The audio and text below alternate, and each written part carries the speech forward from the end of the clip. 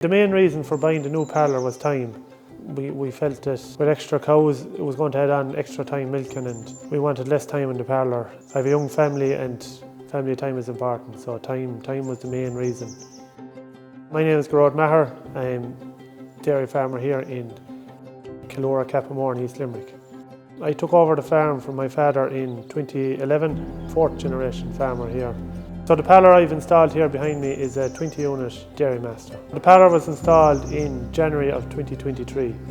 Previous to this parlour we had a 10-unit Dairymaster, so we just extended the pit and extended the shed, and we were able to fit in the 20 units.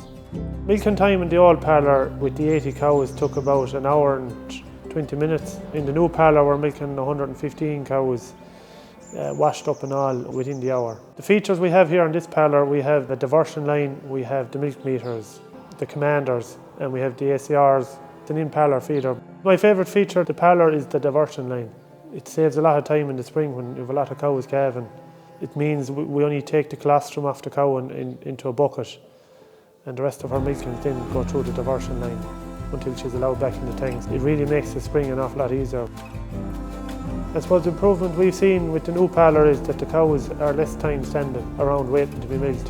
That gives them more time for grazing, so they're in the paddocks longer. And I suppose the added benefit of that is we have seen an increase in milk yield. We always had a low cell count here, and I suppose I was nervous going from the parlour we had to a new one that would it change. And to be fair, our cell count has stayed the same. We've quite a low cell count, but our TBC has dropped a lot. We always would have been in around 10,000 of a TBC, and at the moment we're between 2,000 and 5,000.